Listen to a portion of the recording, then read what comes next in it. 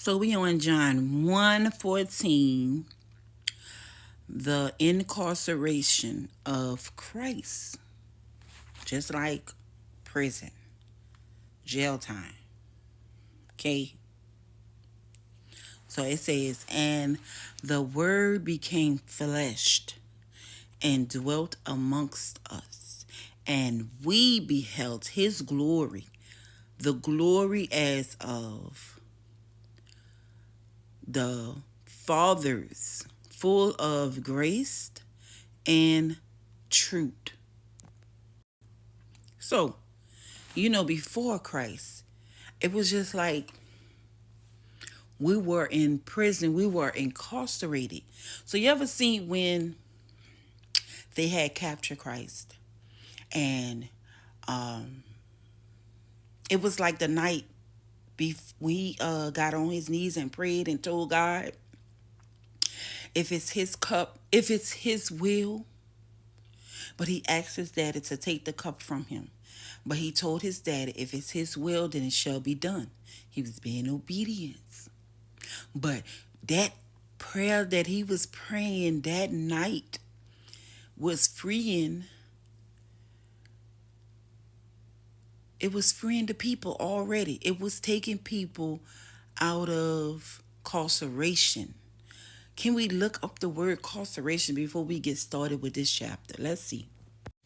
So that's when God started to set the captives free, right? He decided in that moment that he was doing the will of God, right? That's why when he went and he asked Peter and them to watch out for him, they went to sleep again on him when he asked them to stay up and pray. Some folks say that he asked them to stay up and pray because he needed them to pray because of what was about to happen when they capture him. How Peter cut the man ear off, or how Judah betrayed him and how Peter denied his name. But it was not for that. It was not for that. It was not. They was just being witnesses of the night. We all just being a witness of the true story that is going to happen. There's no other such thing as it's not going to happen. It's going to happen. When Jesus said that prayer that night, it was already in the making. He was already setting them free. How? How do you know that? Because you got to think about it. That night when God told them, the first time he told them, he was kind of like pushy, right? But the second time he told them, he was kind of like, it is what it is, He realized that it was nobody but him that could have done the work that God sent him to do. Not his brothers, not his disciples. Nobody could have done the work but Jesus Christ. Okay? It was God that done the work within us. So that night when they came capture him, when Judah was already out there telling what had happened, right? He had already done told what had happened after he left the feet, after Jesus washed their feet. See, Jesus washed their feet because it had already started. Jesus washed the feet because it had already begun. His work had already begun. When they ate his flesh and they got covered in his blood by drinking the wine, it had already started. So when when they came and captured Jesus, it was like Jesus was being captured and they were being uncaptured. They were being free while Jesus was being captured. That's when it started. Because you see, it seemed like Judah was the only one that didn't get saved. And it was simply because before he did his dirt, he did not believe. Even though God prophesied to Judah what he was going to do and how he was going to betray him.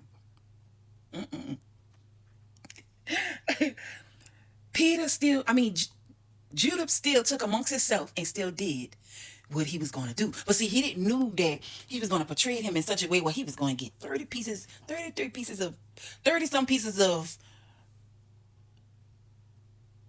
coins. He didn't know that it was going to happen in that way.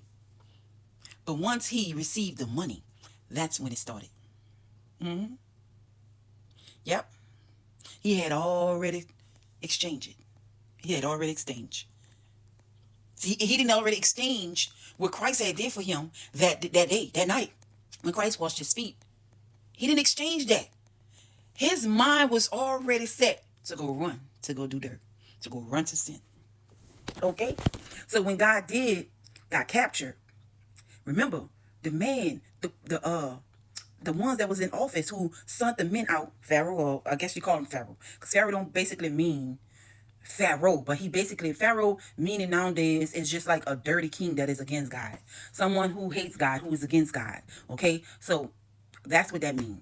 Not a king of the kingdom of God, but a kingdom of the kingdom of doing wrong, doing dirty. So when he sent his soldiers, the Roman soldiers, out to come and capture Jesus, God had already started to let the captives free. Once he said the prayer, everyone was already, and he got chained up. It was already done. He had already done free the people, because when Peter had cut the man ear off, the same man he was coming capture Jesus, Jesus saved his ear and saved Peter at the same time. Then when they brought him to the place and brought him to the king, and the king told them, he let the people choose, who do y'all want to let go? That's why God said, would you rather be judged by the people or be judged by me? Because you see what they did Jesus, and he was an innocent man. The people judged Jesus and they let go. They rather let go a man that was in sin, that they know did the work. He did the dirt. They let him go before they let Jesus go. But the difference was, it wasn't them that was freeing him. It was Jesus that had them captured, that had them freed this man who murdered or whatever he did wrong. It was Jesus that was setting the captives free. That's why he was being bound and chained. Because he had made the call. He had told his father. He told his father, if it's your will. If it's your will. And that's when the work began. It had nothing to do with Peter's prayers. It didn't have nothing to do with them falling to sleep. It had everything to do with them being a witness of what he was doing. So let me see. So it says in John 1:14, I'm going to read it again. And it says the incarceration of Christ. You hear that? He was being chained. Christ. He said, and the word became flesh. So he is the flesh that was being tamed and dwelt amongst us. This right here, this was being maintained. It's the Christ that we carry within us. And it said, and we beheld his glory. The glory that's within us. The glory that's as of the fathers. That's the only reason why we get the glory. That's the only reason why we get the truth. That's the only reason why the works was done. That's the only reason why the good is here.